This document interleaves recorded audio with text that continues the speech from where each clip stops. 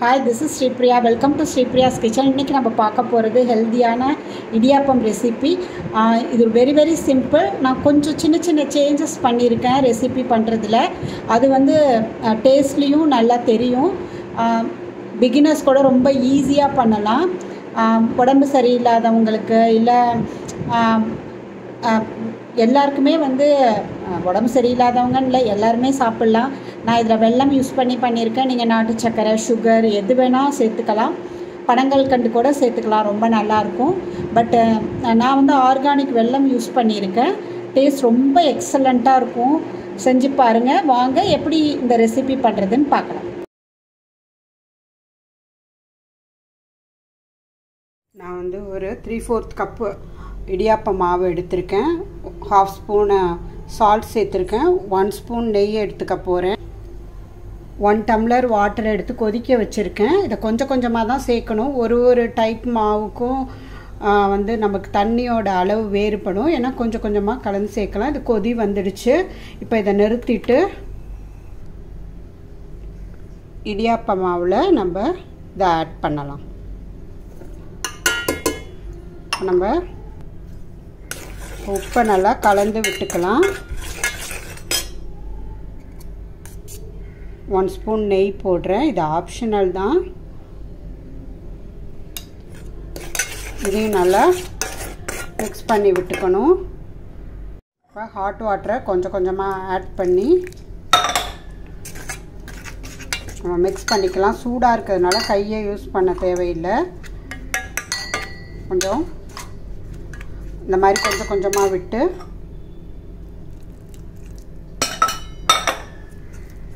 பிசைஞ்சிக்கலாம். இப்போ ஓரளவு எல்லா இடமும் வந்துடுச்சு. இது 1 நிமிஷம் நல்லா கொஞ்சம் கை பொறுக்கிற சூடு வரட்டும். இப்போ பிசையலாம். இப்போ கொஞ்சம் லைட்டாக வாட்டர் விட்டுக்கலாம். இந்த இடம்லாம் கொஞ்சம் இருக்குது. 1 மினிட் கழித்து இதை நம்ம நல்லா பிசைஞ்சு எடுத்துக்கலாம். நான் அப்படியே நல்லா கலந்து விட்டேன். பாருங்கள், நல்லா இந்த மாதிரி டைட்டாக இல்லாமல் லூஸாக இருக்கணும். அப்போ தான் உங்களுக்கு இடியாப்ப அச்சில் வச்சு பிழியிறப்ப நல்லா வரும். நான் ஒரு இடியாப்ப அச்சு வந்து நல்லா கழுவிட்டு வச்சுருக்கேன். இதில் நம்ம இடியாப்ப மாவு போடலாம். ஃபுல்லாக போட வேண்டாம், 3/4 அளவு இருந்தால் போதும். இதை போட்டு வச்சு பிழியலாம்.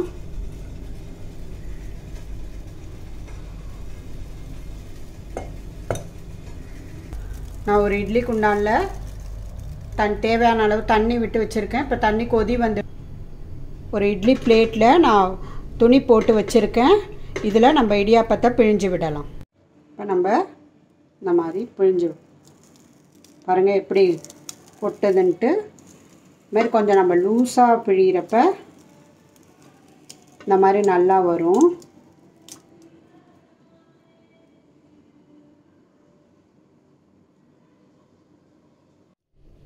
தட்டில் இடியாப்பத்தை பிழிஞ்சாச்சு. இப்போ இட்லி பாத்திரத்து மேலே வச்சுட்டு நீங்கள் துணி போடாமல் பண்ணுறீங்கன்னா கொஞ்சம் ஆயில் தடவிட்டு அந்த பிளேட்டில் போடலாம். இப்போ நம்ம ஹையில் இட்லி குண்டான வச்சாச்சு. இப்போ மூடி ஹை ஃப்ளேம்லே ஒரு 5 மினிட்ஸு வெந்தால் போதும். ஏன்னா ஏற்கனவே ஹாட் வாட்டரில் தான் நம்ம மாவை பிசைஞ்சிருக்கோம். 5 மினிட்ஸில் இடியாப்பம் ரெடி ஆகிடும். 5 மினிட்ஸ் கழித்து பார்க்கலாம். பேனில் 1 ஸ்பூன் நெய் விட்டு ஒரு 5-6 முந்திரி பருப்பு போட்டிருக்கேன். இது கொஞ்சம் நிறம் மாறுற வரைக்கும் நம்ம வறுத்துக்கலாம். ஒரு 1/2 கப்பு தேங்காய் துருவல் வச்சுருக்கேன். முந்திரி பருப்பு வறுத்தாச்சு. நம்ம ஒரு 1/2 கப்பு தேங்காயை நம்ம கிளறி விட்டுட்டு லைட்டாக இந்த நெய்யில் வறுப்பட்டால் டேஸ்ட் ரொம்ப நல்லாயிருக்கும். இப்போ ஸ்டவ்வை ஆஃப் பண்ணிடலாம்.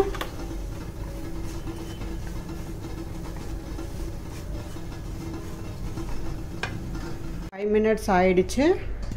நான் ஸ்டவ்வை ஆஃப் பண்ணி 1 மினிட் ஆகுது. சுட சுட ஆவி பறக்க இடியாப்பம் ரெடியாக இருக்குது. இதை ஒரு பிளேட்டுக்கு ட்ரான்ஸ்ஃபர் பண்ணலாம்.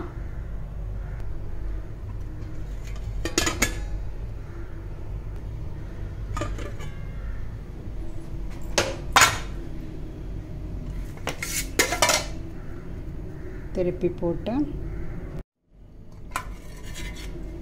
பிளேட்டை எடுக்கலாம். இது மேலே தண்ணி தெளித்தாலும் ஈஸியாக வரும். பட் நான் தண்ணி தெளிக்கலை. இந்த மாதிரி நம்ம கையால் பிரித்து விட்டு அழகாக எடுத்துடலாம். இப்போ இடியாப்பம் ரெடி ஆகிடுச்சு. இதை நம்ம உதிர்த்து விட்டுக்கலாம். உதிர்த்து விட்டால் ஈஸியாக நம்ம சாப்பிட்றதுக்கு ஈஸியாக இருக்கும். நான் பிச்சு போட்ட இடியாப்பத்தை போட்டிருக்கேன். ஒரு 1/4 கப்பு நான் வெல்லம் சேர்த்துருக்கேன். நாட்டு சர்க்கரை, சுகர் எது வேணால் சேர்த்துக்கலாம்.